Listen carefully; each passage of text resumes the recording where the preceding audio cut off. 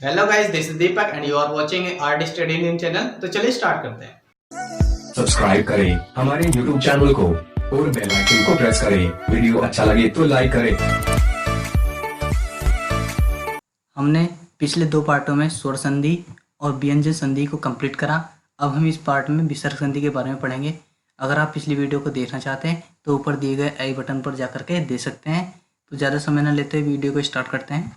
विसर्ग संधि का नियम नंबर 1 है, यदि विसर्ग से पहले ए हो तथा विसर्ग के बाद किसी भी वर्ग का तीसरा, चौथा, पांचवा वर्ण हो या ये रेले हो तो विसर्ग का ओ हो जाता है। अब इसका एग्जाम्पल देख लेते हैं। जैसे पहला एग्जाम्पल है तपोबल।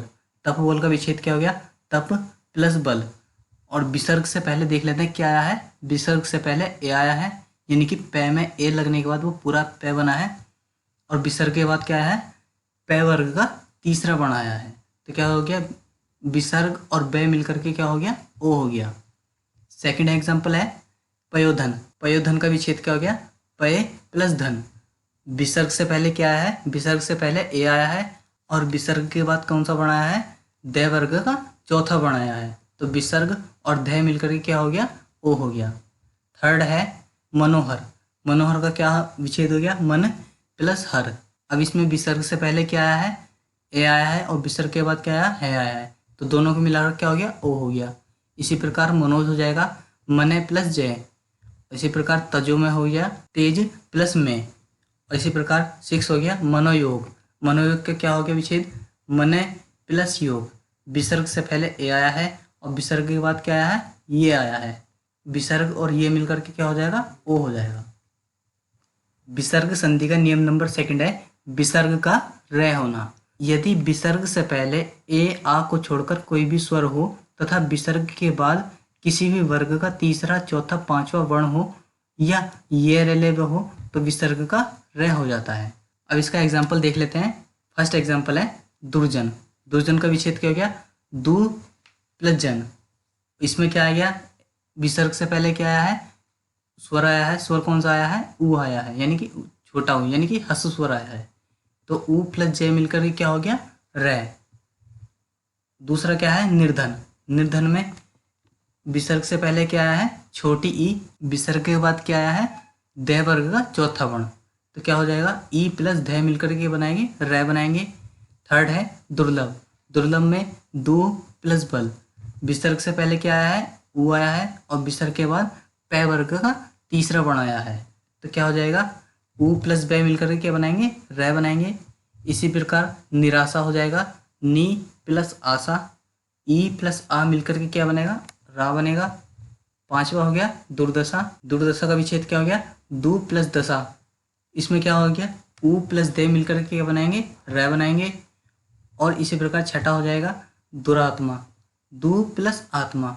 ऊ प्लस आ मिलकर के क्या बनेगा? रा बनेगा। विसर्ग संधि का नियम नंबर 3 है विसर्ग का बड़ा सह होना।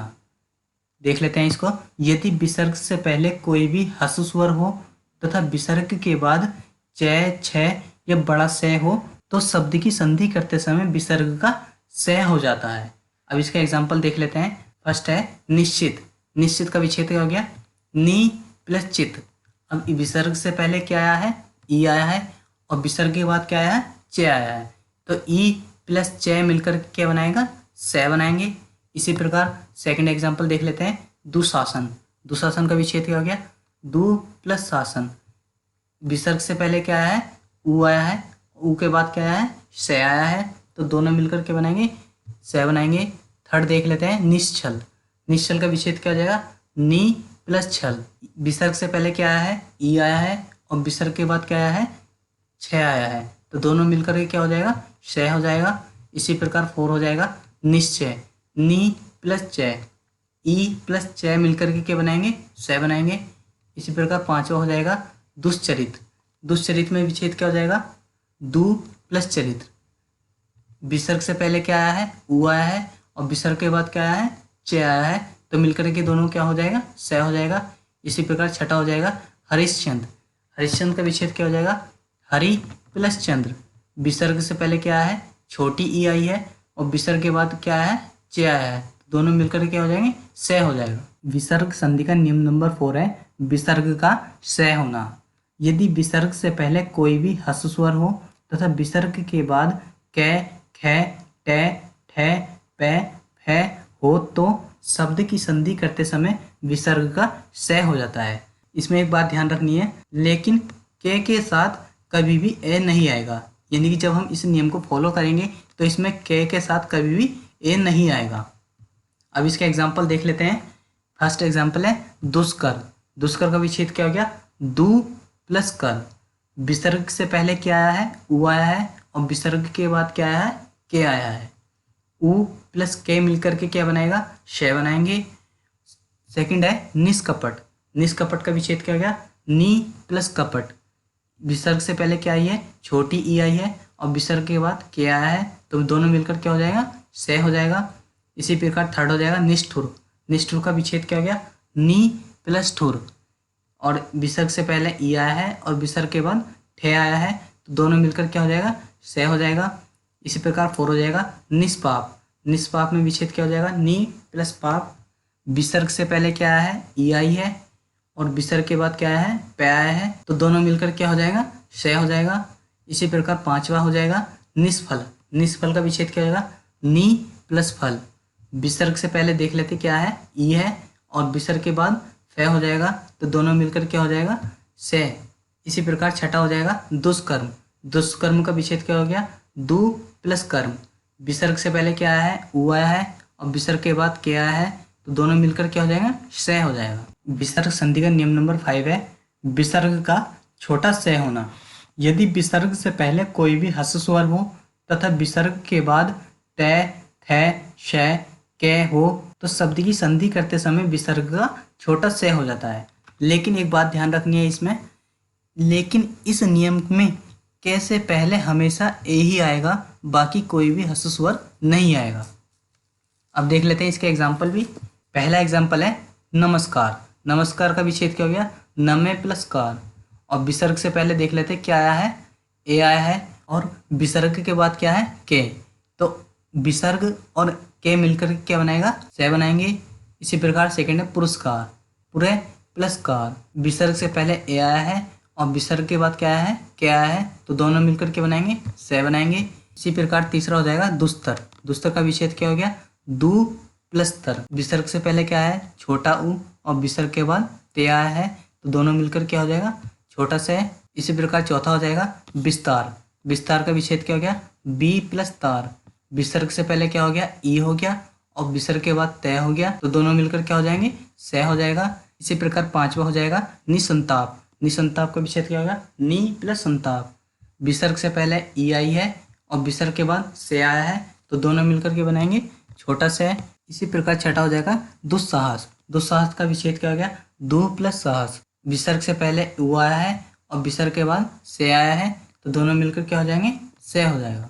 विसर्ग संधि का नियम नंबर 6 और ये लास्ट नियम है विसर्ग का लोप होना। यदि विसर्ग से पहले कोई भी ह्रस्व स्वर हो तथा विसर्ग के बाद र वर्ण हो तो शब्द की संधि करते समय विसर्ग का लोप या छिप हो जाता है। लेकिन इसमें एक बात ध्यान रखनी है, लेकिन विसर्ग छिपने से पहले ह्रस्व स्वर को र से पहले दीर्घ स्वर में परिवर्तित कर देता है। यानी कि जो र से पहले ह्रस्व स्वर आएगा उसको दीर्घ स्वर में परिवर्तित कर देगा। जैसे पहला एग्जाम्पल है इसका सारस। सारस का विच्छेद क्या हो गया, से प्लस रस।